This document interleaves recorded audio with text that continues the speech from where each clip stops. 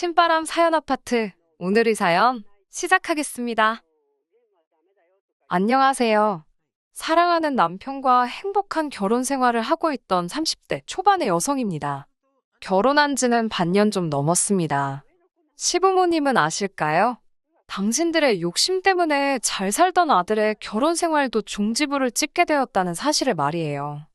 고슴도치도 제 새끼가 예쁘다고 하는데 하물며 사람이 어찌 제 자식이 예쁘지 않겠어요. 모든 부모들 눈엔 자기 자식이 제일 귀하고 소중하겠지요. 저는 아직 자식은 없지만 저도 부모님으로부터 그런 사랑을 받으며 자랐기 때문에 그 마음을 어느 정도는 이해할 수 있습니다. 하지만 무조건 예쁘다고 물고 빨고 마냥 예쁘다고만 하는 것은 자식 사랑이 아니라 자식을 망치는 길이라고 생각합니다.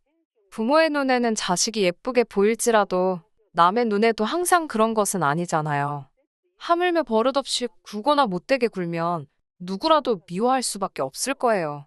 그렇기에 저는 부모라도 자기 자식을 객관적으로 볼 수 있는 눈이 필요하다고 생각합니다. 하지만 애석하게도 저희 시부모님은 그런 눈을 가지지 못하셨어요. 특히 신우에 관한 일이라면 눈먼 사람이 따로 없으십니다. 눈만 멋인 게 아니라 들으려고도 하지 않으시니 참 답답한 노릇이지요. 남편과 저는 남편의 적극적인 구애로 만난 사이입니다. 당시 저는 남편이 일하던 회사에서 가까운 곳에 위치한 은행에서 일하는 은행원이었어요. 남편은 제가 일하는 은행의 손님이었고요. 언젠가부터인지 저는 모르지만 남편은 저에게 계속해서 관심을 가지고 있었다고 하더라고요. 다만 용기가 안 나 제대로 말도 걸지 못하고 허송세월을 보내다 같이 일하는 동료 역시 저한테 관심이 있다는 걸 알고 급한 마음에 데이트 신청을 하게 되었다고 하더라고요. 남편과 만나보니 성격도 비슷하고 서로 여러 가지로 닮은 구석이 많더라고요. 그렇다 보니 같이 있는 시간이 편했고 더 오래 같이 붙어 있고 싶은 마음이 생겼습니다. 그래서 자연스레 결혼까지 생각하게 되었고요. 사실 결혼이란 게 저희 둘만 좋다고 해서 될 일은 아니잖아요. 어른들은 또 어른들 나름대로 양쪽 집안에 관해서 보고자 하는 바들이 있으시니까요. 다행히 그 부분에 있어서 양가 모두 뜻이 잘 맞으셨던 것 같아요. 저희는 양가 어른들의 축복 속에서 큰 탈 없이 부부의 연을 맺게 되었습니다. 남편을 만나서 결혼에 이르기까지를 산길에 비유한다면 누군가 잘 만져놓은 산책로처럼 모든 것이 매끄럽고 순조롭게 흘러갔습니다. 그렇기에 제가 이런 일에 얽히게 될 줄은 정말 상상도 못했네요. 남편에게는 위로 8살 차이 나는 누나가 한 명 있습니다. 사귈 때부터 상견례 직전까지 남편에게 누나가 있었다는 사실을 생각지도 못했을 만큼 남편은 누나 이야기를 입에 거의 올리지 않았습니다. 그렇다고 남편과 신우가 친하지 않은 건 아닙니다. 오히려 남편은 자기보다 한참 나이가 많은 누나인데도 불구하고 신우를 안쓰러워했어요. 좋은 사람인데 빛을 못 보고 산다면서요. 솔직히 다른 분들은 어떻게 받아들이셨을지 모르겠지만 제 입장으로선 뭐랄까 안쓰럽다고 생각하는 정도는 가족이니까 당연하다고 그 정도면 괜찮다고 생각했어요. 사실 사연을 듣다 보면 별 이상한 신호들이 다 나오잖아요. 특히 신우랑 남편이랑 관계가 너무 돈독하면 중간에서 아내가 너무 고생하는 일이 많다는 걸 알고 있었는데 그 정도는 아니니까 다행이다 싶었습니다.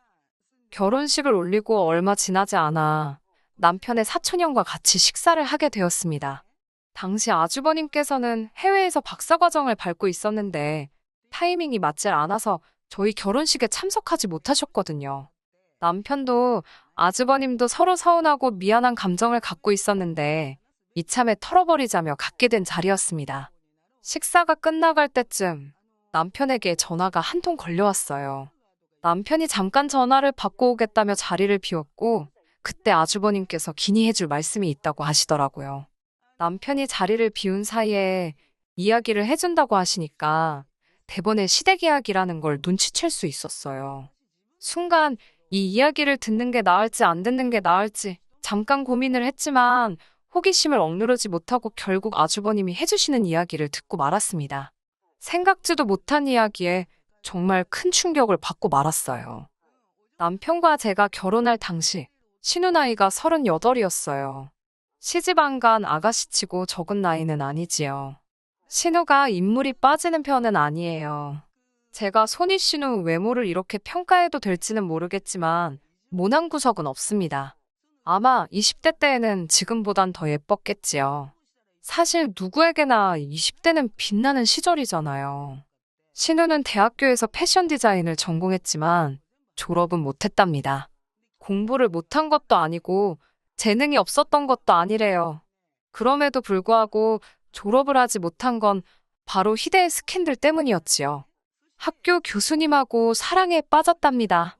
가끔 드라마나 영화의 소재로도 쓰이잖아요. 스승과 제자의 사랑. 물론 그런 일이 현실에서도 있을 수도 있지요. 문제는 교수는 이미 가정이 있는 사람이었답니다. 신우보다 나이도 30살 이상 많았고 신우만큼이나 장성한 아들도 있는 사람이었고요. 아무도 몰랐다면 한순간에 불장난으로 끝날 수도 있었겠지만 신우가 이성을 잃었던 게 분명해요. 교수와 만남을 1년 정도 이어가던 중 교수의 아들이 장가를 가게 되었대요. 장가를 가기에는 이른 나이였다는데 뭐 그쪽 사정까지야 저는 듣지 못했고요. 아무튼 중요한 건 신우가 교수의 아들이 장가를 가던 날 그 결혼식장에 갔다는 거예요. 이미 신우와 교수의 관계를 알고 있던 몇몇 신우의 친구들이 너가 거길 왜 가냐며 가지 말라고 미쳤냐며 뜯어 말렸었답니다.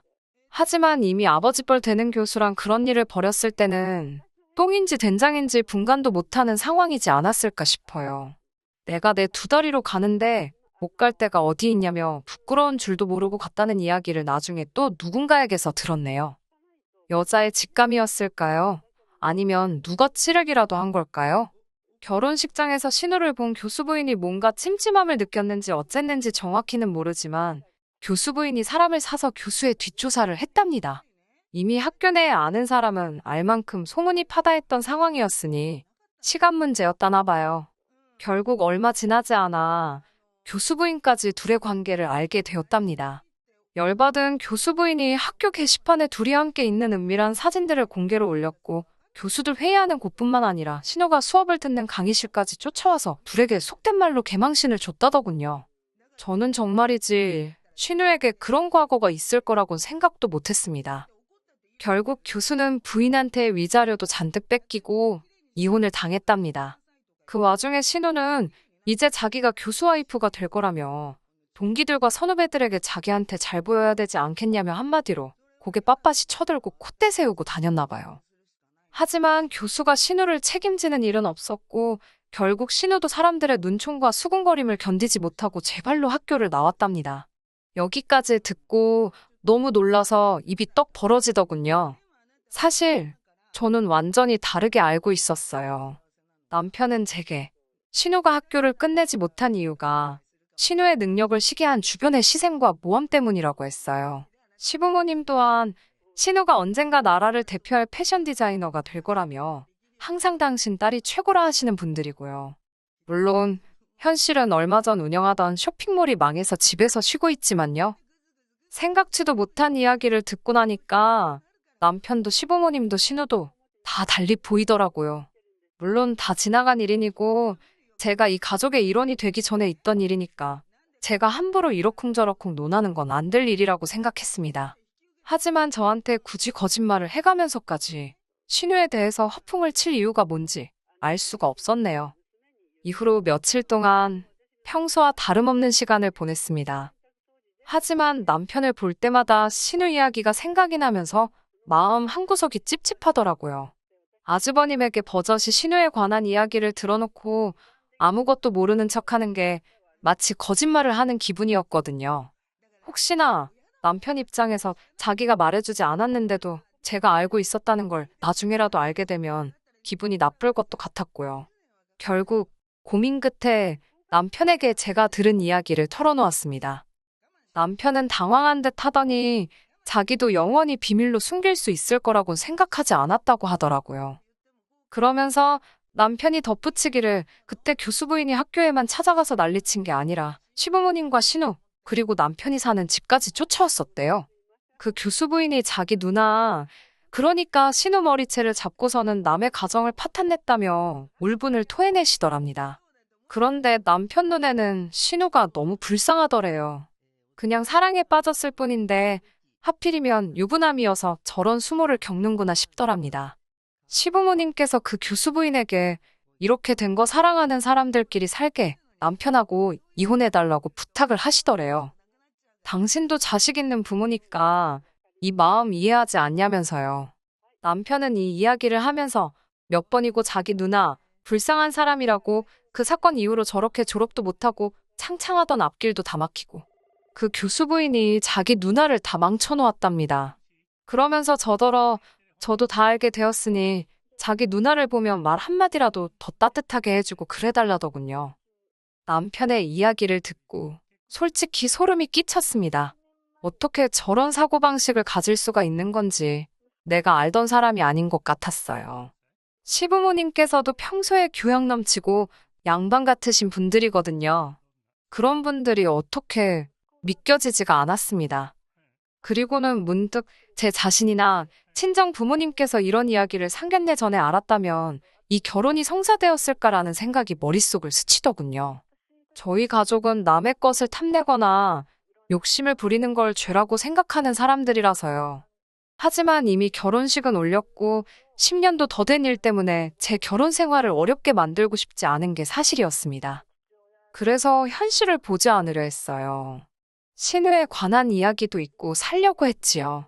직장 생활하랴 살림하랴 저도 나름대로 바쁘기도 했고요. 그렇게 몇 달의 시간이 흘렀고 지난 어버이날이었습니다. 시부모님께서는 저희를 보시더니 사이좋게 즐겁게 사는 모습이 너무 보기 좋다 하셨습니다. 그러더니 신우를 보시면서 우리 딸은 언제 저렇게 사냐 하시더니 저에게 네가 보기에도 네 남편 누나 정도면 어디 가서 빠지지는 않지 않냐며 물어보셨습니다. 저야 적당히 호응해 드렸지요. 그러자 어머님께서 말 나온 김에 잘 됐다며 저에게 주변에 괜찮은 사람 없냐고 물어보시더라고요. 그때 불현듯 얼마 전 제가 일하는 곳으로 부서 이동을 온 차장님이 생각나더라고요. 듣기로 미혼이라고 했고 나이도 40이라고 했으니 신우에게 소개시켜주기에 나쁜 조건은 아닌 것 같았어요. 혹시나 차장님에게 여자친구가 있을지도 모르니까 시어머니께 바로 해드리겠다고 말씀은 못 드리고 한번 알아보겠다고만 말씀드렸습니다. 신우는 소개팅은 무슨 소개팅이냐고 그런 거 관심 없다고 하면서도 싫다, 안 한다 소리는 안 하더라고요. 이튿날 차장님께 혹시 소개팅할 생각이 있으신가 물어보니 좋다고 하시더라고요. 어떻게 아는 사람이냐고 물어보시길래 잠깐 고민하다가 솔직하게 제 신우라고 말씀드렸지요. 그러자 누구시 신우이면 믿을 만한 사람이겠네 라며 반가워하는 눈치였어요. 그때만 해도 신우가 그렇게 개판을 쳐놓고 올 줄이야 정말이지 상상도 못했습니다. 그냥 성인도 아니고 정말 말 그대로 알고 다 아는 성인들의 만남이기에 제가 깊이 관여할 필요는 없다고 생각했어요. 그래서 차장님에게 신우의 연락처만 알려주었지요. 사진도 물론 서로 보여주었고요. 두 사람 다 본인들 나이에 비해서는 젊어 보입니다. 솔직히 요즘은 다들 관리들을 잘해서 부모님 세대의 30, 40대 때랑은 또 다르잖아요. 그 이후로 두 사람 다 저에게 특별한 말이 없었기에 서로 알아서들 잘 연락하고 약속 잡고 있겠거니 여겼습니다. 며칠 뒤 늦은 주말 저녁이었습니다. 신우에게 전화가 걸려왔어요.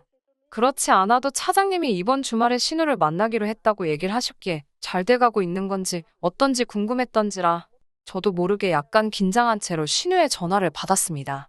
신우는 저에게 왜 그렇게 나이 많은 남자를 소개해줬냐고 묻더라고요.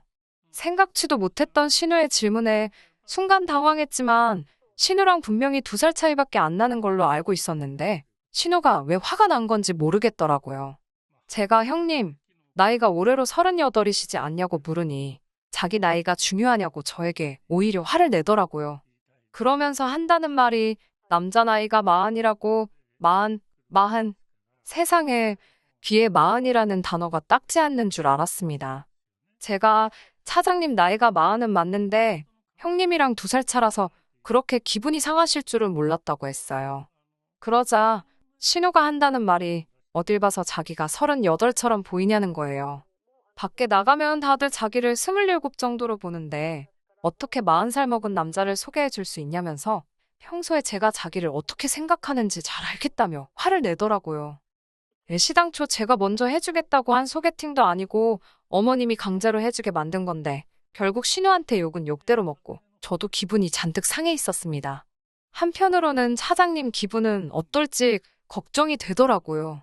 솔직히 신우야 맨날 보는 사람은 아니지만 차장님은 매일 봐야 하는 직장 동료인 만큼 이래저래 신경이 쓰일 수밖에 없었어요. 괜한 짓을 했다는 후회와 억울한 마음에 밤새도록 잠도 제대로 이루지 못하고 뒤척여야만 했습니다. 다음날 조마조마한 마음으로 출근을 했는데 제 걱정과는 달리 차장님 기분이 좋아 보였어요. 심지어 출근하는 절 발견하시고는 좋은 아침이라며 엄청나게 반가워하시더라고요. 도대체 이게 무슨 일인가 싶어서 어안이 벙벙하던 상태였는데 차장님이 먼저 오늘 또 신우를 만나기로 했다고 이야기를 꺼내셨습니다. 어제 신우가 저에게 화를 낸 기세를 떠올려 보면 차장님을 다시 볼 것 같지 않았는데 이게 어찌 된 일인가 싶더라고요. 도대체 무엇이 신우의 마음을 돌려놓았을까 생각하던 그때 남편에게서 전화가 걸려왔습니다. 며칠 뒤 있을 시댁 행사에 대해서 이야기를 하다가 제가 신우가 차장이랑 오늘 또 만난다더라고 이야기를 전했어요. 차장님이랑 다시는 안 볼 줄 알았는데 정말 형님 마음은 알 수가 없다고 이럴 거면 나한테 왜 그리 욕을 하신 건지 모르겠다고 투덜거리니까 남편이 웃더라고요. 어제 신우한테 전화가 와서는 제가 나이 많은 남자 소개시켜줬다고 하도 툴툴거리길래 차장이면 연봉이 높으니까 한 번 더 만나보라고 했답니다. 남편이 그런 식으로 말을 했다는 것도 적잖이 충격이었지만 신우의 검은 속내를 알게 되니 이건 뭐 속이 훤하게 보여서 귀엽다고 해야 될지 무섭다고 해야 할지.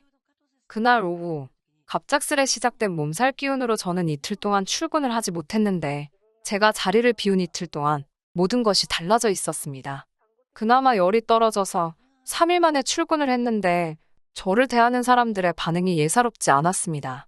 처음에는 아프다는 이유로 이틀이나 쉬어서 사람들이 나한테 짜증이 난 건가 싶었지만 그래도 그렇지 너무 서럽더라고요. 특히 차장님은 아예 저를 못 본 척 하셨습니다. 결국 지나가는 차장님을 붙들고 도대체 왜 그러시냐고 혹시 제가 뭐 실수한 거라도 있으면 차라리 말씀을 해달라고 했습니다. 그러자 차장님께서는 저한테 도대체 무슨 생각으로 그런 여자를 자기한테 소개시켜준 거냐고 묻더군요. 맙소사 신우가 무슨 이야기를 했길래 혹시 차장님 나이 가지고 들먹였냐니까 그 여자가 내 나이도 싫다고 했냐며 어이없다는 듯 혀를 차시더군요. 그러더니 하시는 얘기가 어제 신우랑 이런저런 이야기를 하다 차장님 남동생이 얼마 전 변호사로 개업을 했다니까 얼굴색이 싹 변하더래요. 몇 살이냐고 묻길래 이제 31라니까 여자친구는 있냐고 또 묻더랍니다. 자기가 알기론 없다 하니 혼자 제 이름을 곱씹으면서 노력도 안 했다. 똑바로 알아보지 않았다 어쩌고 그러더니 다음에는 차장님 말고 동생을 내보내달라고 하더래요. 차장님보다는 동생분하고 알아가고 싶다면서요. 차장님께선 너무 기분이 나쁘고 어이가 없어서 지금 무슨 소리를 하는 거냐고 물었답니다. 그러자 신우가 솔직히 거울 좀 보라며 우리 둘이 어울린다고 생각하냐고 그러더래요. 자기는 남들이 27으로 보지만 그쪽은 누가 봐도 40살 아저씨라면서 그리고 자기가 왕년엔 교수 와이프까지 될 뻔한 여자라면서 차장 주제에 어디서 까부냐고 그러더래요. 그나마 돈 좀 번다길래 상대해줬더니만 사장도 아니고 차장 주제에 정확히 이렇게 말했답니다. 차장님은 저더러 어쩌다 그런 집구석에 시집을 갔냐고 혀를 차시고는 누구씨 덕분에 살다 별 미친 사람을 다 만나본다며 당분간은 당신한테 아는 척도 안 했으면 좋겠다 하셨습니다. 집에 돌아왔는데 너무 억울해서 분통이 터지더라고요. 신우가 나를 먹이려고 그랬나? 별의별 생각이 다 들더라니까요. 도저히 이대로 넘어갈 수가 없었어요. 신우 얼굴에다 대고 한마디 해줘야 그래도 이 억울한 마음이 달래지겠더군요. 그 길로 남편의 만류에도 불구하고 시댁으로 향했습니다. 시댁에 도착하자마자 신우한테 이야기 좀 하자고 했습니다. 신우는 할 이야기가 뭐가 있냐며 절 이상한 사람 보듯 하더라고요. 시부모님도 절 보시더니 마침 잘 왔다며 신우 말이 그 차장한테 변호사 동생이 있었다는데 저더러 몰랐냐고 물으셨어요. 제가 그걸 어떻게 알았겠냐고 받아치니까 정성이 부족해서 그렇답니다. 그러면서 어머님이 말씀하시기를 당신은 사실 처음에 제가 신우한테 차장을 소개해준다고 할 때부터 마음에 안 들었답니다. 당신 딸이 급이 있는데 아무나 갖다 붙이는 것 같아서 언짢으셨다고요. 더는 들어줄 수가 없어서 제가 도대체 무슨 급이요? 라고 받아쳤습니다. 지금 하는 것 없이 집에서 놀고 있잖아요. 그렇다고 연예인처럼 정말 외모가 어마어마한 것도 아니고 마음씨가 고운 것도 아니고 솜씨가 좋은 것도 아니고 제가 보기엔 별 볼 일도 없는데 정신 좀 차리셔야 하는 거 아니냐고요. 그러자 어머님께서 저에게 너 같은 애도 잘난 내 아들 꼬셔서 결혼했는데 내 딸이 너보다 뭐가 못나서 내 아들만도 못한 놈을 만나라는 거냐고 소리를 지르시더라고요. 어이가 없어서 제가 어머님께 어머님 아들이 볼 게 뭐가 있냐고 제가 어머님 아들 사랑해서 결혼했지 조건 보고 한 줄 아냐고 착각이 심하시다 했어요. 남편보다 차장님이 더 잘생기고 연봉도 더 높다고도 했고요. 그러자 이번엔 남편이 개거품을 물더라고요. 지금 그게 남편 앞에서 할 소리냐고요. 제가 남편한테 악쓸거 없다고 집구석이 이렇게 개차반인 줄 알았으면 나 너랑 결혼 안 했다고 같이 소리를 질러버렸어요. 그리고선 얼빠진 듯 아무 말도 못하고 서 있는 신우에게 정신 똑바로 차리고 거울 똑바로 보라고 아니면 안과를 가서 안경을 맞춰 쓰던지 하라고 퍼붓고 먼저 집으로 돌아왔습니다. 두어 시간 뒤 남편이 집으로 돌아왔어요. 저에게 이제 어떻게 이 상황을 수습할 거냐고 따지더라고요. 자기 부모님도 누나도 충격 때문에 울고만 있다나요. 그 말을 들은 제가 잘 됐다고 내가 말을 잘했나 보다고 그랬습니다. 남편은 저더러 이런 여자였냐며 너무 실망이라더군요. 저는 쓸데없는 소리 할 것 없고 이쯤에서 헤어지자고 했습니다. 세금 문제 때문에 혼인신고 안 하고 있었던 게 천만다행이다 싶더라고요. 물론 주변 사람들은 다 제가 결혼한 유부녀로 알고 있으니 서류상 깨끗할 뿐 사람들 마음속에서는 이혼녀겠지만 적어도 재산일 해봤자 얼마 되지도 않지만 재산 문제로 골머리 썩을 일은 없겠다 싶었어요. 동시에 이런 상황에 이런 계산을 하는 제 자신에게 조금 놀라기는 했네요. 사람은 다 스스로도 모르는 그런 구석이 있는가 봐요. 한동안 솔직히 은행에서 힘든 시간을 보냈습니다. 똥은 신우가 쌌는데 치우는 건 제가 하는 격이었지요. 제 업보다 생각하고 눈물 콧물 삼키며 다녔습니다.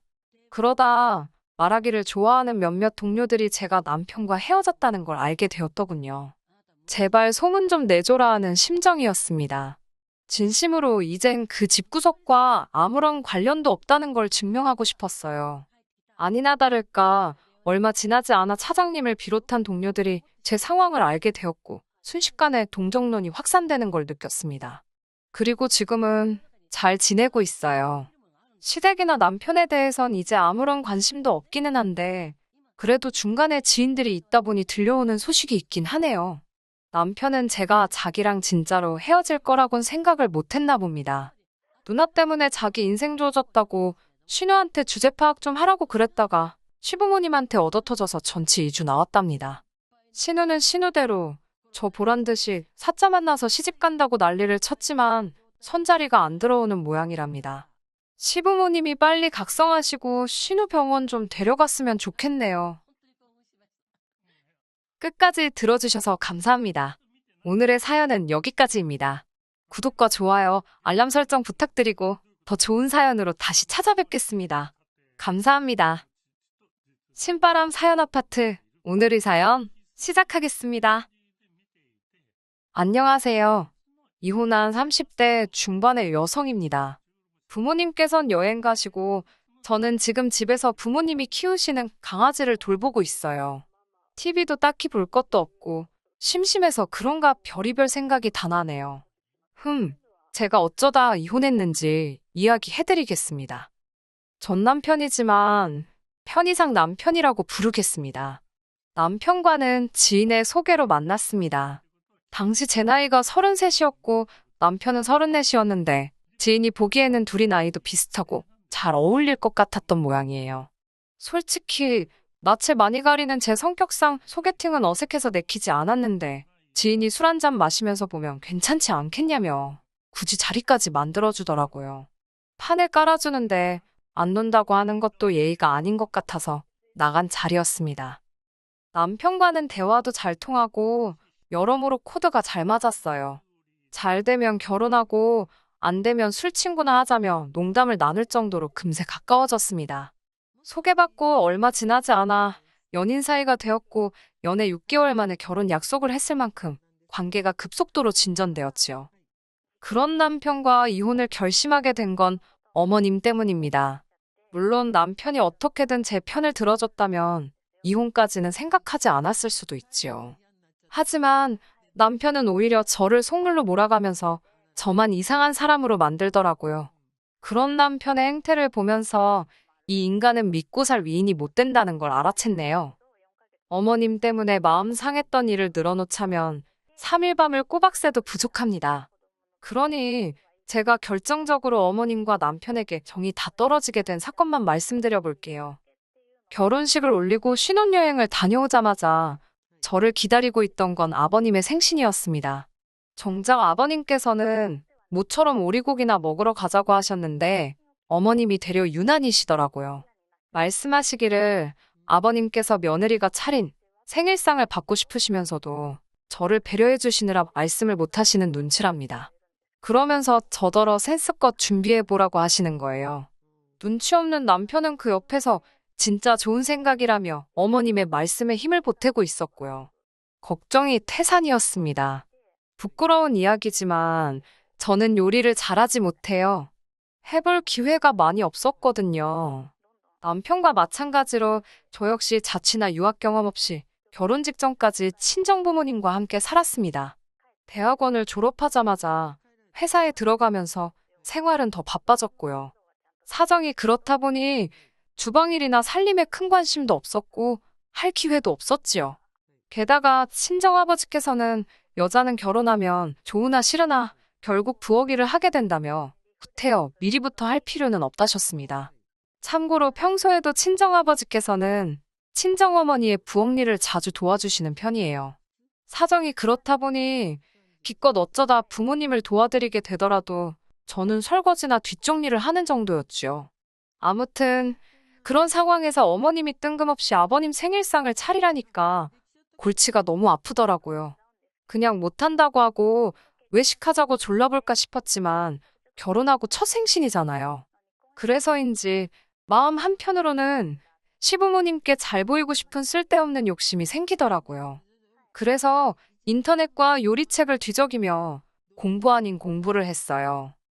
아버님 생신 전날 회사에서 퇴근하기가 무섭게 미역국부터 시작해서 잡채, 불고기, 생일상이라 하면 떠오를 법한 몇 가지 음식들을 밤새 만들었습니다. 음식이 맛도 있어야 하겠지만 정성이잖아요. 이 정도면 제 마음과 노력을 알아주시겠지 싶었습니다.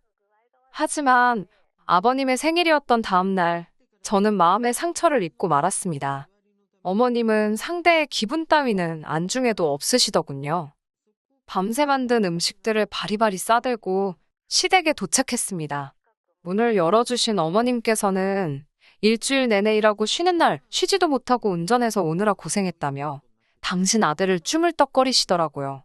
저도 사람인지라 그 모습을 보고 있자니 좀 서운하대요. 둘이 같이 맞벌이하면서 음식은 저 혼자 했고 저희 집에서 시댁까지 남편이 운전을 했다고는 하지만 거리로 1시간도 안 걸립니다. 그게 그렇게 안쓰러울 일인가 싶더군요. 부엌에 제가 만든 음식들을 꺼내놓으니 어머님의 표정이 뭐라고 표현을 해야 할지 모르겠는데 웃고 계신데 굉장히 가짜로 웃고 계신 느낌이었습니다. 뭐가 마음에 안 드시나 싶어서 괜히 걱정이 되더라고요. 어머님께서 어디 맛 좀 한번 볼까? 그러시면서 미역국하고 잡채를 드시더라고요. 아, 드시기 전부터 우리 며느리가 손이 장내자가라고 타박도 하셨습니다. 고생했다 소리는 못 들었네요. 아무튼 맛을 보시더니 인상을 팍 찌푸리셨습니다. 저더러 간 볼 줄 모르냐고 그러시더군요.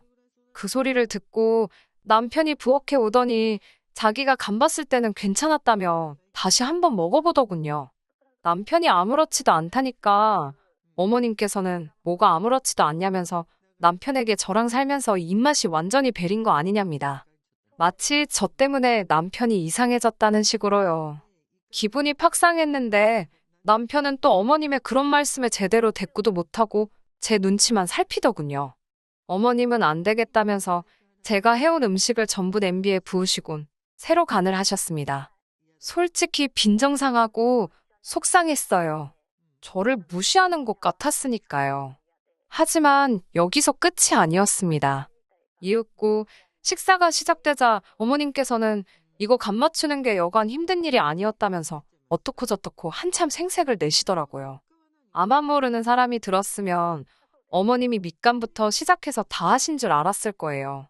식사가 끝날 무렵에서야 아버님께서 저에게 최악이 너도 고생했다 한마디 하긴 하셨는데 아니 왜 너도예요? 저 혼자서만 다 만든 건데 이건 뭐 칭찬을 들은 것 같지도 않고 기분만 나쁘더군요. 음식 맛은 어땠냐고요? 당연히 별로였지요. 얼마나 짜던지 식사 후에 온 가족이 2리터 페트병을 옆구리에 끼고 다니면서 물을 들이부어댔으니까요. 그래도 식사가 끝난 뒤에는 아버님 생신이고 하니까 현찰로 30만 원 챙겨드렸습니다. 친정 부모님께도 늘 30만 원에서 50만 원 정도는 챙겨드렸기에 그 돈이 그때는 아깝지 않았어요. 그렇게 아버님의 생신이 지나가고 얼마 지나지 않아 제 생일이 돌아왔습니다. 친정 부모님께서 우리 딸이 좋아하는 거 먹으러 가자며 들뜬 목소리로 연락을 해오셨어요. 제가 어린아이도 아니고 생일 선물이나 생일 파티 같은 걸 기대하지는 않았지만 챙겨주는 사람이 있다는 건 늘 기분 좋은 일이잖아요. 남편도 뭐 하고 싶냐고 물어보길래 어디 좋은 데 가서 여유롭게 식사하고 싶다고 했어요. 그도 그럴 것이 남편이나 저나 워낙 회사 일로 바쁘다 보니까 모처럼 외식 한 번을 해도 멀리 가지도 못하고 집 근처에서 대충 해결하거나 배달을 시키기 일쑤였거든요. 하지만 생일 당일까지도 시부모님께서는 아무 말씀이 없으시더라고요. 실망을 했냐고 물으신다면 아주 약간이요. 왜냐면 제가 아버님 생일 때 열심히 했다는 걸 말로는 알아주지 않으셨어도 속으론 아시겠지라고 막연히 믿었거든요. 그런데 정말 별 생각이 없으셨던 모양인지 며느리 생일 축하한다는 짧은 문자 한 통조차 안 주시더라고요. 그래서 좀 서운했지요. 그래도 큰 의미를 두지는 않으려고 했습니다. 제 생일은 평일이었기에 평소처럼 출근을 했고 직장 동료들로부터 많은 축하도 받았습니다. 저희 회사는 생일인 사람은 집에 일찍 퇴근할 수 있는 제도가 있어서 평소보다 회사를 일찍 빠져나왔는데 어머님께서 연락을 해오셨어요. 집에 잠깐 들리라고요. 줄 것이 있다고 하시더군요. 설마 하는 생각과 동시에 기분이 좋아지더라고요. 어머님이 의외에 면이 있으시네라며 혼자 룰루랄라 들떠서 시댁에 갔네요. 하지만 하마터면 제 꼴만 우스워질 뻔했지 뭐예요. 어머님께서는 포장된 인절미가 30개 들은 떡 한 박스를 꺼내놓으시고는 집에 가져가랍니다. 남편이 좋아하는 떡이라면서요. 허탈하고 서럽고 그래서 제가 어머님께 저 오늘 생일이라고 말씀드렸어요. 그러자 어머님께선 놀라지도 않으시고 그래서 뭐 너 선물이라도 달라고? 그러시는 거예요. 오히려 그렇게 물어보시니 마치 제가 이상한 사람이라도 된 것 같더군요. 그런 건 아니지만 하고 말을 이어나가려는데 어머님께서 잠깐만 기다리랍니다. 그러더니 냉장고 냉동실에서 꽝꽝 얼어있는 조기를 2마리 주시면서 이거라도 가져가서 튀겨 먹으라셨어요. 애끼고 애끼던 건데 저 주는 거라면서 생일 선물이라 하시대요. 얼어빠진 조기 2마리를 선물이랍시고 받아들고 집에 오는 제 기분은 참담함 그 자체였습니다. 조기 2마리도 충격적이었지만 아무렇지 않게 마치 이거라도 먹고 떨어지라는 식의 어머님의 태도는 정말이지 날 가족으로 생각하긴 하는 건가 싶더라고요. 집으로 돌아와 식탁 위에 떡상자와 조기 2마리를 내깔려뒀습니다. 올려둔 게 아니고 내깔려둔 게 맞아요. 마음 같아선 쓰레기통에 처박아 버리고 싶었는데 남편한테 어머님이 이런 사람이란 걸 보여주려고 어쩔 수 없이 식탁 위에 던져둔 거니까요. 이윽고 퇴근해 집으로 돌아온 남편이 조기를 보더니 이게 뭐냐입니다. 어머님이 내 생일 선물이라고 주셨다니까 남편이 황당하다는 듯 저와 조기를 번갈아 쳐다보고는 한숨을 내쉬고는 미안하답니다. 어머님이 제 생일인 걸 기억 못하시곤 티내면 미안하다고 하셔야 하니까 그게 싫어서 이러신 것 같다는 말 같지도 않은 해명을 떠벌리는 남편 입을 보고 있자니 어디서 박스 테이프라도 가져다 딱 붙여놓고 싶더라고요. 남편이 조기는 자기가 맛있게 튀겨준다고 하길래 조기로 두들겨 맞기 싫으면 갖다 음식물 쓰레기에 버리라고 했습니다. 남편은 그래도 어머님이 주신 건데 좀 서운하단 식으로 말을 꺼내길래 그러면 뒀다가 너나 처먹으라고 했네요. 남편도 그제서야 미안하다고 했지만 제 마음이 쉽게 풀어지진 않았지요. 차마 친정에다가 시부모님이 조기 2마리 주셨다는 소리는 안 나와서 그냥 저녁같이 먹었다고 대충 둘러댔고요. 그러다 올해 초 어머님의 생신이었습니다.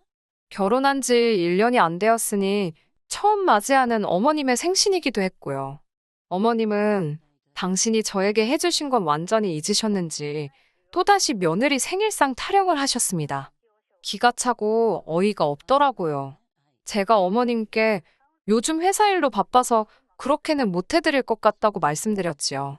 그러자 어머님께서는 무조건 안 된다고 하지 말고 방법을 찾으려고 해야지 저더러 노력도 안 해보고 성의가 없다며 싫은 소리를 하시더군요. 하지만 저도 제 생일 때 남은 감정이 있었기에 지난번 아버님 생신 때처럼 유난 떨기가 싫더라고요. 그래서 남편에게 어머님 생신상은 당신이 챙기라 하니 남자가 그런 걸 어떻게 하냐입니다. 그놈의 남자가 타령은 지겹지도 않냐고 당신이 공부하고 사회생활하는 동안 나도 똑같이 공부하고 사회생활했는데 나는 뭐 생신상 차리기가 쉬운 줄 아냐고 쏴붙였습니다. 남편이라고 하나 있는 게 지 엄마 생신상 좀 차리라니까 요리조리 내뺄 궁리나 하고 이런 건 초장에 잡아야지 싶더군요. 그래서 알겠다 하고 어머님 생신 하루 전날 미역국만 끓였습니다. 그리고는 조기 4마리를 챙겨서 시댁으로 향했네요. 시댁에 도착하니 어머님이 하신다는 말씀이 어째 오늘은 단촐 안에 그러시는 거예요. 저는 쌩긋 웃으며 잠시만 기다리시라고 했습니다. 그리고는 끓여온 미역국을 냄비째 가스레인지 위에 올린 뒤 어머님을 불렀습니다. 어머님께 간 좀 해달라고 하니까 어머님이 또 간을 못 맞췄냐고 물어보시길래 아예 간을 안 했다고 했습니다.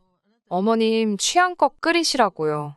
어머님은 황당하다는 표정으로 저를 쳐다보셨지만 저는 아무 대꾸도 하지 않았네요. 그리고는 후라이팬을 찾아서 조기 4마리를 굽기 시작했습니다. 이윽고 어머님 생신상이 차려졌고 저는 TV 앞에서 하하호 모여있는 시부모님과 남편에게 식사가 준비되었다고 알렸지요. 세 사람은 식탁에 앉아서 어이없다는 듯 저를 바라봤어요. 이게 다냐는 어머님의 말씀에 그렇다고 했습니다.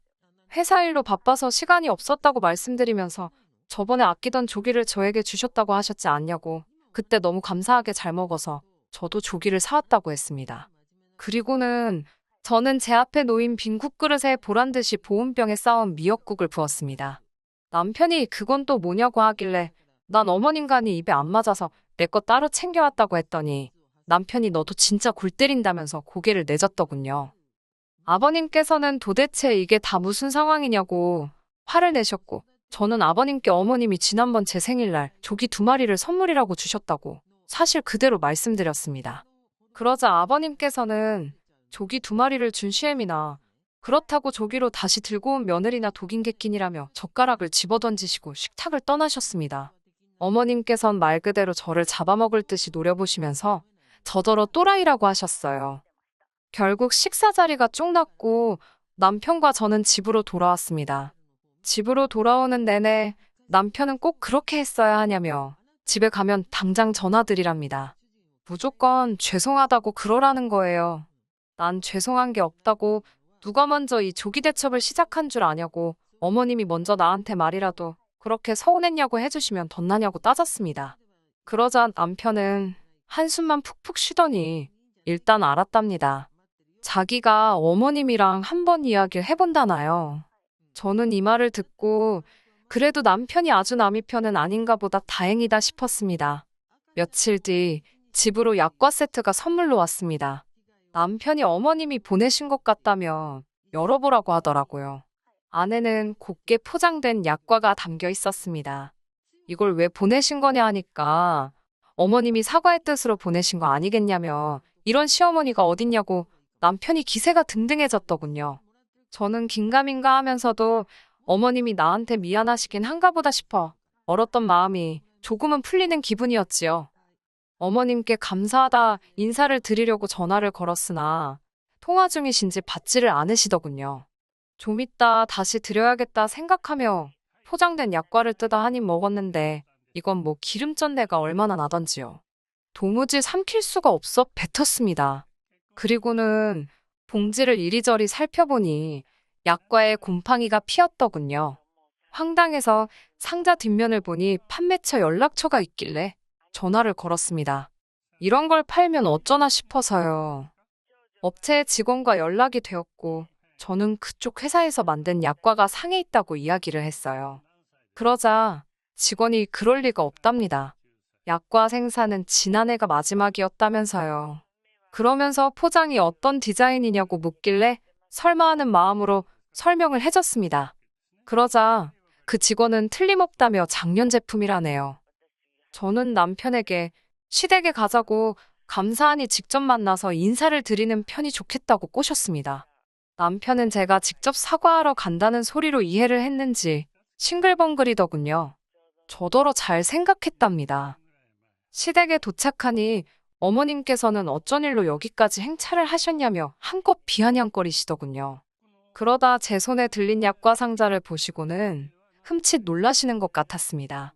어머님께 맛이 너무 좋던데 어머님은 드셨냐며 하나 드셔보시라고 어머님 얼굴에 들이밀었습니다. 이게 뭐하는 짓이냐며 어머님이 제 손을 치셨고 약과는 그대로 굴러 떨어졌지요. 어머님께 어떻게 썩은 걸 주실 수 있냐고 따지니 어머님이 누가 썩었다고 그러냐고 되려 큰 소리를 치시더군요. 어머님 생각에 멀쩡하면 한 입 드셔보시라고 그럼 제가 어머님이 하라는 대로 하겠다 했어요. 그렇지만 스스로를 끔찍히 아끼시는 어머님께서 곰팡이 난 약과를 드실 리는 만무했지요. 남편이 도대체 왜 그러냐며 하나 먹으려고 하자 어머님이 대뜸 먹지 말라며 남편 손을 찰싹 때리셨습니다. 제가 어이가 없어서 저는 상한 약과 먹어도 되는 사람이고 어머님과 남편은 못 먹냐고 어떻게 그러실 수가 있냐고 따졌습니다. 그러자 어머님께선 도대체 뭘 얼마나 더 해줘야 하냐면서 저더러 바라는 것도 참 많다고 비위 맞추기 힘들어 죽겠답니다. 며느리 눈치 보고 사는 시애미는 이 지구상에 당신밖에 없을 거라나요.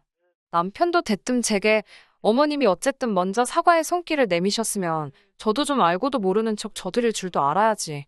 그걸 하나하나 다 따지면 불편해서 어떻게 가족으로 지내겠냐네요. 곧 죽어도 당신 잘못은 인정 안 하는 시어머니와 그런 시어머니를 어떻게든 감싸고 돌고 저만 바보천치 취급하는 남의 편을 보고 있으니 이놈의 거지 같은 집구석에 내가 뭐 한다고 붙어있나 싶더라고요. 피는 못 속인다고 어머님이 저 모양인데 아들놈이라고 다르겠어요? 홧김에 남은 약과가 들어있던 상자를 쓰레기통 쪽으로 집어 던졌는데 그게 어쩌다 중간에 서 있던 남편 발등으로 떨어졌습니다. 쓸데없이 포장은 또 고급스럽게 나무 합판으로 만들어진 상자로 되어 있었거든요. 남편이 자기 발을 부여잡고는 자기 죽는다고 소리를 질러대더군요. 어머님께서는 저더러 일부러 그랬냐며 당장이라도 제 머리채를 잡을 기세였지만 어머님보단 그래도 젊은 제가 피하는 게 빨랐지요. 어머님은 비로도 공당 같은 치마를 입고 계셨는데 그 치마에 당신 발이 걸려 넘어지셨고요. 상상이 되실지 모르겠지만 아수라장이 따로 없었습니다. 저는 그 길로 냅다 튀었고요. 집으로 돌아오고 얼마 지나지 않아 남편이 씩씩거리며 들어왔습니다. 저는 그런 남편에게 우린 이혼밖에 답이 없는 것 같다고 하니까 남편도 자기도 저랑 못 살겠다며 갈라서잡니다. 그렇게 순식간에 이혼이 진행되었지요. 그제서야 어머님께서는 당신이 너무 유치하게 굴었다며 그래도 당신 아들이 4대 독자인데 이혼은 안 된다며 저를 잡으셨습니다. 시할머님이 아시면 저나 어머님이나 무사하지 못할 거라면서요. 어머님 사정이야 제 할 바 아니고 시할머니께서 저에게 뭘 어떻게 하시겠어요? 이혼하면 전 이 집 구석하고 완전 남인데요. 뭐 결혼 생활 기간이 짧아 위자료 같은 건 따로 없었고 그냥 깔끔하게 갈라섰습니다. 꼴랑 1년도 못 살고 이혼녀 딱지를 달게 된 게 억울했지만 지금까지도 최선의 선택을 내렸다고 생각합니다. 남편을 소개해줬던 지인에게는 그동안 있었던 일을 지금 제가 사연을 적은 것보다 더 상세하게 말해주었거든요. 지인은 저에게 정말 미안하다면서 아주 제 남편을 매장을 시켜야 하는 거 아니냐고 저보다 더 분개해 주었습니다. 그리고 저는 생각도 못했던 일인데 남편과 지인이 동시에 아는 사람들에게 다 소문을 냈더라고요. 조기 대처부터 상한 약과 이야기까지 전부 다요. 덕분에 남편은 회사에서 사람 대접도 못 받는다더니 얼마 버티지 못하고 제 발로 나왔다대요. 이후로 소식을 들은 사람은 없고요. 인과응보지요, 뭐. 그때부터 지금까지 저는 연애고 결혼이고 아무런 생각도 없고요. 관심도 없습니다. 어떻게든 되겠지요, 뭐. 아, 그리고 조기랑 약과는 이제 보기만 해도 치가 떨립니다. 우에. 끝까지 들어주셔서 감사합니다. 오늘의 사연은 여기까지입니다. 구독과 좋아요, 알람 설정 부탁드리고 더 좋은 사연으로 다시 찾아뵙겠습니다. 감사합니다. 신바람 사연 아파트, 오늘의 사연 시작하겠습니다. 안녕하세요. 아버님을 빼다 박은 남편한테 질려서 갈라선 30대 여성입니다. 전 도무지 어머님처럼 살 자신이 없었거든요. 초등학교 동창인 남편과 제가 다시 만나게 된 건 동창회에서였습니다. 학교마다 아석이 좋아하는 친구들이 몇몇 있잖아요. 제가 다니던 학교에도 그런 친구들이 있었는데 그 친구들의 주도로 졸업한 지 15년 만에 동창회가 성사되었네요. 다행히 요새는 쉽게 연락을 주고받을 수 있는 수단이 많아서인지 동창회를 하자는 이야기가 나오고 얼마 지나지 않아 바로 모이게 되었지요. 저녁 시간 호프집에서 모였는데 남편 혼자서 멀끔하게 정장을 입고 나왔었어요. 동창회에 무슨 정장식이나 입고 나왔냐며 놀려대는 친구들 사이에서 멋쩍어하며 웃는 남편과 제 기억 속에 있는 옷도 꼬질꼬질하게 입고 까불거리던 남학생이랑 너무 달라서 신기하다 못해 어이없을 지경이었네요. 남편도 남편대로 달라진 제 모습에 적잖이 놀랐다고 했으니 제가 낱말을 처지는 아니지만요. 동창회 이후로 서로 마음이 맞거나 거리가 가까운 친구들끼리 모이기 시작했는데 저와 남편은 회사가 가깝더라고요. 그래서 퇴근 후 이따금씩 맥주나 한잔 하자며 서로 불러내기 시작했습니다. 그리고 어쩌다 보니 맥주 한 잔의 만남이 영화 보기가 되고 그렇게 남녀 사이에 데이트처럼 되더니 둘 중 누구도 먼저 사귀자는 말은 하지 않았지만 정신을 차리고 보니 연인 사이가 되어 있었습니다. 자연스럽게 관계가 발전되어 그런지 서로 부딪힐 일도 크게 없었고 웬만한 일은 웃으며 넘기게 되더라고요. 그렇게 큰 다툼이나 문제없이 3년을 사귀고 결혼까지 약속하게 되었습니다. 흔히들 결혼은 단순히 남녀 단둘이 만나는 게 아니라 집안끼리 만나는 거라서 부모도 잘 살펴봐야 한다잖아요. 꼭 그래서는 아니지만 그래도 본격적으로 결혼 이야기가 나오기 시작하니까 미리 시부모님 되실 분들도 만나보고 가풍도 알아보고 그래야겠더라고요. 그래서 한 1년 동안은 자주는 아니어도 이따금씩 시부모님과 밖에서 만나 식사도 하고 차도 마시면서 서로가 서로를 알아가는 시간을 가졌습니다.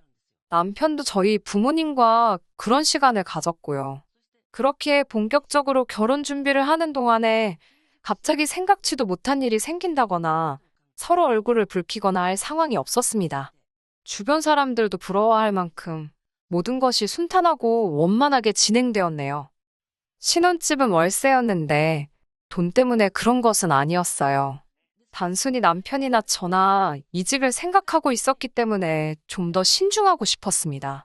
서로 마음에 두고 있던 회사들이 다르기도 했고 그 회사들 모두 위치가 중구난방이라서 이직부터 하고 거주지를 정하는 걸로 이야기를 했지요.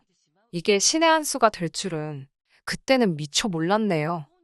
인생은 원래 생각한 대로 흘러가지 않는다더니 그게 정말 맞는 말이었어요. 남편도 어머님 아버님도 모난 구석없이 좋은 사람들이었는데 생각지도 못한 문제의 인물이 있었으니 그건 바로 아버님의 동생 시삼촌이었습니다. 나이 50의 시삼촌은 시할머니와 같이 살고 있었는데 정확히 표현하자면 얹혀 살고 있었어요. 언젠가 술에 취한 아버님께서 이야기하시기를 시삼촌은 젊어서부터 얼굴이 번지르르하니 인물이 좋아서 여자들이 엄청 따랐다나요. 한 번만 만나달라고 애걸복걸하는 여자들이 줄을 섰다는데 그러다 어떤 여자한테 잘못코가 꿰었답니다. 술 먹고 실수를 했는데 아주 민망한 표현을 하셔서 차마 옮기지는 못하겠네요. 아무튼 그래서 결혼을 하긴 했는데 시삼촌이 다른 여자한테 또 코가 꿰어가지고 얼마 못 살고 이혼했다고요. 듣고 있자니 얼마나 어이가 없고 한심하던지 시삼촌뿐만 아니라 그런 시삼촌을 감싸고 도느라 매번 여자가 추파를 던졌다는 식으로 표현하시는 아버님까지 이상하게 보일 지경이었어요. 아무튼 제가 남편과 결혼했을 당시 시할머님의 연세는 이미 80이 넘었었고 그런 와중에도 시삼촌, 그러니까 50 먹은 아들 뒤치다꺼리를 하며 지내고 계셨습니다. 그런 와중에 시삼촌은 딱히 하는 일까지 없어서 할머님께 돈을 타쓰기도 하고 사정이 여의치 않으면 아버님이 하시는 가게에 와서 장사를 돕겠다며 어슬렁거리고 다니기가 일쑤였어요. 가게에서 그렇게 하루를 보내고는 일당을 내놓으라는 식이었지요.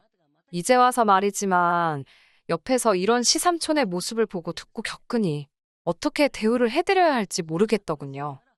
말이 나와서 말인데 꼴보기 싫은 놈은 꼴보기 싫은 짓만 한다더니 어찌나 그렇게 불평불만은 또 많은지 몰라요. 앞서 말씀드렸다시피 저희는 신혼살림을 월세로 시작했습니다. 그렇다 보니 저희 집도 아니고 굳이 집들이를 할 이유를 찾지 못했지요. 그런데 아버님께서는 그건 예의에 어긋난다며 집들이를 꼭 해야 한다셨습니다. 문제는 저나 남편이나 맞벌이를 하다 보니 집에서 음식 준비를 하기는 시간이 여의치 않았어요. 남편과 상의 끝에 집에서 멀지 않은 곳에 위치한 고깃집에서 어른들을 모시고 식사를 하고 이후로 집에 와서 과일이랑 커피를 대접하는 쪽으로 결론을 내렸습니다. 그런데 아버님께 저희가 세운 계획을 말씀드리니 집들이 한다고 불러놓고 식사를 밖에서 하게 하는 법이 어디 있냐며 어른들 데리고 똥개훈련이라도 시킬 셈이냐고 크게 화를 내시더라고요. 오히려 어머님께서는 그럴 수도 있지 뭘 그런 걸 따지냐며 아버님께 핀잔을 주셨지만 별 소용은 없었습니다. 아버님께서 들은 척도 안 하셨거든요. 솔직히 결혼 전에는 항상 밖에서만 뵈서 그런지 아버님이 이렇게 억지를 쓰시고 말도 안 되는 고집을 피우시는 분인 줄은 꿈에도 생각지 못했기에 충격이 이만저만 큰 게 아니었어요. 결국 아버님의 말씀대로 집에서 식사를 대접하는 집들이를 하기로 했습니다.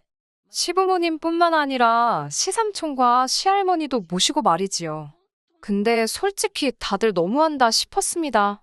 솔직히 집들이라고 하면 하다못해 휴지든 세제든 뭐 하나 사다 주실 수 있는 거 아닌가요? 네 사람 모두 빈손으로 오셨더군요. 그나마 어머님께서 나중에 필요한데 보태라고 10만 원 제 주머니에 넣어주시긴 했지만 사실 다른 무엇보다 제가 짜증이 났던 건 시삼촌의 지저분하고 매너 없는 행동 때문이었어요. 거실에 상을 펴놓고 남편과 제가 음식을 나르고 있었는데 시삼촌이 그 상 앞에 혼자 앉아서는 음식 맛을 보고 계시더라니까요. 보다 못한 제가 조금만 기다리셨다가 다 같이 시작하자는데 제 말은 들은 채도 안 하대요. 그리고는 오히려 저를 망신이라도 주겠다는 심보인 건지 음식 맛을 트집 잡기 시작하더군요. 이건 짜다, 저건 달다. 저도 정말 짜증이 많이 났었는지 저도 모르게 그러면 드시지 말라고 해버렸습니다. 그렇게 맛이 없어 못 드시겠으면 짜장면 한 그릇 시켜드릴 거냐고 쏴붙였어요. 그러자 어머님께서 제 허벅지를 살짝 꼬집으시며 귓속말로 하시는 말씀이 시할머님한테도 저런다며 신경 쓰지 말랍니다. 대들어봤자 너만 손해라고 참으라고 그러셨어요. 정말이지 그날 스스로 그래 내가 시삼촌이랑 매일같이 부딪히며 사는 것도 아니니 참자 몇 번을 되뇌었는지 모릅니다. 그런 삼촌이 정말 골칫덩어리가 된 건 얼마 전에 있었던 시할머님의 낙상사고에서 시작되었어요. 사실 낙상사고가 있기 얼마 전부터 정정하시던 시할머님의 건강은 눈에 보일 정도로 빠르게 나빠지고 있었거든요. 상황이 그렇다 보니 당연히 회복은 더딜 수밖에 없었고요. 그러자 아버님께서는 어머님께 시할머님을 모시고 살자셨던 모양입니다. 문제는 어머님께서 절대로 못한다며 극구반대 아주 결사반대를 하시더라고요. 웬만하면 아버님 뜻에 맞춰주시는 어머님의 성격을 알고 있었기에 그토록 격렬하게 못한다 하시는 어머님이 신기해 보일 지경이었습니다. 그리고 저는 그 이유를 남편으로부터 들을 수 있었어요. 남편이 말하기를 불과 몇 년 전까지 어머님은 시할머님의 호된 시집살이를 겪으셨다고 합니다. 시할머님께서 워낙 목소리도 크시고 정정하신 데다가 아버님께서 무조건 시할머님 편에만 서 있으니 어머님께서 몸고생 마음고생을 많이 하셨다고요. 그러다 시삼촌이 어디서 재산 다 날려먹고 시할머님 댁으로 들어오게 되면서 비로소 분가를 하실 수 있었답니다. 오죽하면 분가하는 날 어머님께서 현관문을 붙들고 엉엉 우셨다고요. 그런 사연이 있었음에도 불구하고 아버님께서는 어머님의 입장은 전혀 고려하지 않으시고 무조건 시할머님을 모시고 와야 한다고 고집을 피우셨어요. 결국 어머님께서 딱 한 가지 조건을 내거셨습니다. 지금 시할머님이 살고 계신 집을 정리하고 어머님 아버님이 사시는 집도 팔아서 그 돈으로 더 큰 평수의 아파트든 어디로든 이사를 가자고요. 최소한 숨통 트일 공간을 마련해주면 다시 한번 모셔보겠다 하신 거지요. 참고로 이야기하자면 사실 지금 어머님 아버님이 사시는 집은 작은 편입니다. 두 분은 지어진 지 32년이 넘은 아파트에 살고 계셨는데 방 하나, 거실 하나가 전부였지요. 하지만 어머님이 내건 조건에 아버님께서는 난색을 표하셨어요. 시할머님 댁을 팔면 시삼촌은 어디 가서 사느냐는 거였지요. 심지어 시할머님까지도 당신 집을 팔면 불쌍한 시삼촌한테 돈을 줘야 한다는 소리를 하셨답니다. 어머님 입장에선 솔직히 얼마나 서운하고 속상하셨겠어요?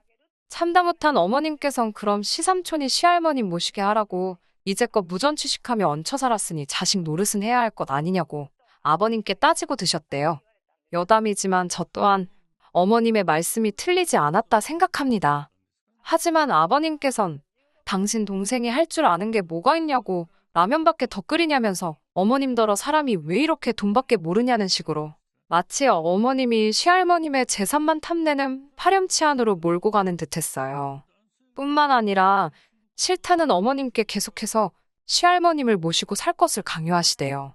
그게 며느리의 도리라면서요. 뿐만 아니라 아버님께서는 저희에게도 전화를 걸어 어머님을 설득하라고 보채시기까지 했어요. 그러다 하루는 아버님이 어머님과 상의도 없이 시할머님의 짐 일부를 어머님 아버님이 사시는 집으로 들고 오셨답니다. 그러고선 어머님께 통보하듯 말하기가 지금 두 분이 쓰시는 방을 시할머님께 내드리고 두 분은 거실을 쓰자시더래요. 어차피 거실에서 TV밖에 더 보냐면서 시할머님은 방에만 계실 테니 불편할 거 하나 없다면서요. 가족끼리 조금 참고 배려하며 살자셨다고요. 이런 아버님의 변하지 않는 태도에 어머님도 더는 참을 수 없으셨던 모양입니다. 하루는 시할머님을 제외한 온 가족이 모인 식사 자리에서 이번에 당신이 시할머님을 모시게 되면 그 길로 집을 나가겠다는 소리까지 하시더라고요. 그런데 그 말씀하시는 태도가 어찌나 강경하던지 거의 무슨 독립선언이라도 듣는 것 같았다니까요. 하지만 애석하게도 그 자리에서 어머님의 굳센 다짐을 귀담아 들은 사람은 저 하나뿐인 듯 했습니다. 그런 일이 있고 일주일 정도의 시간이 지났을 무렵이었습니다. 아버님은 어머님의 그런 이야기에도 꿈쩍 않고 아버님 어머님이 사시던 아파트에 조금씩 할머니의 짐을 옮겨다 두셨던 모양이에요. 결국 그 꼴을 보다 못한 어머님께서 네 멋대로 살라면서 아버님께 이혼하자는 연락 한 통을 남기시곤 그대로 집을 나가버리셨습니다. 불이 발등에 떨어지고 나서야 뜨거운 줄 아셨는지 아버님께서는 어머님이 집을 나가셨다는 사실을 눈치채시곤 다짜고짜 저더러 어머님을 찾아오라셨어요. 회사도 가지 말고 어머님 일이 어떻게 된 건지 그것만 연구하라나요? 제가 무슨 형사도 아니고 작정하고 나가신 분을 무슨 수로 찾냐고 하소연을 하니 그런 것도 다 며느리가 하는 일이랍니다. 더 어이가 없었던 건 남편의 반응이었습니다. 남편은 어머님이 가시면 어딜 가셨겠냐며 때 되면 돌아오실 거라고 시큰둥한 반응을 보였어요. 이런 남자였나 싶을 정도로 사람이 달리 보이더군요. 그런 와중에 저는 혹시나 하는 마음으로 어머님께 매일같이 전화를 드렸어요. 아버님이 꼴 보기 싫으신 거면 저한테라도 잘 계신 건지만 알려달라 문자도 남겨두었고요. 그렇게 어머님과 연락이 닿았습니다. 어머님께서는 당신은 잘 있다며 저더러 어른들이랑 남편 전부 다 잘 챙기라셨지요.